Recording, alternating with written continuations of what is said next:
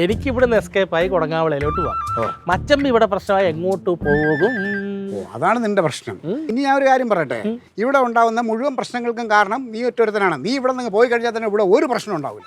ഞാൻ ഇത് അവസാനം എന്ത് വന്നാലും എന്റെ തലക്കാണല്ലോ. നിങ്ങളെ പെണ്ണുമ്പോൾ ആ ജാമ്യത്തിൽ പൈസ എടുത്തടക്കാത്ത ഞാൻ എന്തോ ചെയ്തു?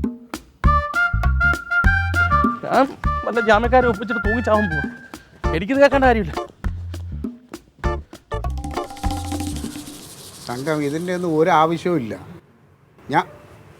അവള് വേറെ മനസ്സിലൊന്നും വെച്ചിട്ടേ നീ ഇനിയിപ്പോൾ അവളുടെ അടുത്തൊന്നും പറയാൻ നിൽക്കണ്ട. അയ്യോ അറാൻ, നിങ്ങൾക്ക് പറയാൻ കഴിയൂല എന്നുള്ളത് എനിക്ക് മനസ്സിലായി. എനിക്ക് എൻ്റെ ആങ്ങളെ ഉണ്ട്, അവൻ സംസാരിച്ചോളൂ. അല്ല, സാധാരണ ഇത്തരം പ്രശ്നങ്ങളൊക്കെ വരുമ്പോൾ ഭാര്യമാരെ സപ്പോർട്ട് ചെയ്യാനായിട്ട് ഭർത്താക്കന്മാരുടെ കയ്യിൽ പൈസ ഉണ്ടാവും. അങ്ങനെയാണ് നാട്ടുകിടപ്പ്. പക്ഷെ ഇവിടെ അങ്ങനെയല്ലല്ലോ. ജോലിക്ക് പോകണം അവള്, പൈസ ഉണ്ടാക്കണം അവള്, ആഹാരം വെച്ച് വിളമ്പണം അവള്. എന്ത് വേണം? അടുത്തൊരു പറയണാട്ടോ തോന്നും. ഇതിപ്പോൾ ഞാൻ എന്തോ എടുത്ത് പുട്ട് വിഴുങ്ങിയ പോലെയാണ്. കണ്ണി കണ്ടവർക്ക് ജാമ്യം നിന്നിട്ട് ഞാനെന്ത് കഴിച്ച്? അയ്യോ, ഞാനെന്ത് കഴിച്ച്? ഞാൻ ആ പൈസ എന്തിനാ എടുത്തതെന്നുള്ളത് അടുക്കളയിൽ നിന്നപ്പോൾ ഞാൻ പറഞ്ഞായിരുന്നു. അതിനുള്ള മറുപടി നിന്നോട് ഞാൻ പറഞ്ഞില്ലേ. എന്ത് ചെയ്താ പൈസ? 13,000 രൂപ മുത്തിന്റെ ഫീസ് കൊടുത്ത്, 4,000 രൂപ പലചരക്ക് കടയിൽ കൊടുത്തു. പിന്നെ മനസ്സിലായി കനക, ഈ പ്രശ്നം സോൾവ് ചെയ്തിട്ട് നമുക്ക് ഉടനെ തന്നെ ഒരു വക്കീലിനെ പോയി കാണണം. ഇതിനകത്ത് ഒരു തീരുമാനം എടുക്കാനുണ്ട്. എന്നാ വക്കീലിനെ കാണുന്ന പൈസ മതിയല്ലോ നിനക്ക് ആ സീതയുടെ ഇത് ലോൺ അടയ്ക്കാൻ. അതടച്ചാ പോരെ? പോകാവോ? നിങ്ങൾ ആരും തർക്കിക്കണ്ട. അവളോട് ചോദിക്കാൻ എനിക്കറിയാം. ഞാൻ ചോദിക്കും. വരട്ടെ അവള്.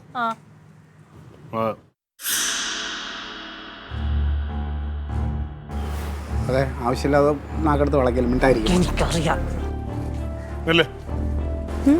ഒരു മര്യാദ വേണം, മര്യാദ. എന്ത്? എനിക്ക് ഇതിനകത്ത് ഒരു കാര്യം ചോദിക്കണം. അവിടെ നിൽക്കുക, ഞാൻ ചേച്ചിയെടുത്ത ഒരു കാര്യം പറയാം. എനിക്കൊരു കാര്യം പറയണത്. ഞാൻ ചേച്ചിയെടുത്ത ഒരു കാര്യം പറയട്ടെ ആദ്യം. ഇവിടെ നടന്നൊക്കെ റൊണാൾഡോ വിളിച്ച് പറഞ്ഞോണ്ട് അവളുടെ അടുത്ത് നീ മിണ്ടാ നിൽക്കുക. ചേച്ചി പൈസ സീത ചേച്ചിയുടെ പൈസ നിനക്ക് എങ്ങനെ കിട്ടി? എൻ്റെ അടുത്ത് ഡാൻസ് പഠിക്കുന്ന ഒരു ആരതി എന്ന് പറഞ്ഞൊരു കൊച്ചുണ്ട്. അതിൻ്റെ അടുത്ത് സംസാരിച്ചപ്പോഴല്ലേ മനസ്സിലായത് ഈ ആരതിയുടെ ബന്ധുവാ സീത ചേച്ചി. സീത ചേച്ചിയുടെ മോളില്ലേ തൂത്തുക്കുടി കല്യാണം കഴിച്ച് വിട്ടേക്കുന്ന ആ കൊച്ചിനെ കാണാൻ വേണ്ടിയിട്ട് പോയത് അവിടെ വെച്ച് ആക്സിഡന്റ് ആയിരുന്നു. ഓട്ടോ മറിഞ്ഞു. ഭയങ്കര സീരിയസ് ആയിരുന്നു ആ ചേച്ചിക്ക്. കുറേ ദിവസം ICUലൊക്കെ ആയിരുന്നു. ആക്സിഡന്റിൽ അവരുടെ ഫോണൊക്കെ പൊട്ടിപ്പോയി. അതാ നമ്മൾ വിളിച്ചിട്ട് കിട്ടാഞ്ഞത്. അപ്പൊ പിന്നെ ഞാൻ ഈ ആരതിനെ വിളിക്കാൻ വേണ്ടിയിട്ട് അവരുടെ അമ്മ വന്ന്. അപ്പോഴത്തേക്കും ഞാൻ പറഞ്ഞു ആരുടെങ്കിലും ഒരു നമ്പർ തരുമെന്ന് വെച്ചപ്പോൾ ആ മകളുടെ നമ്പർ തന്നു.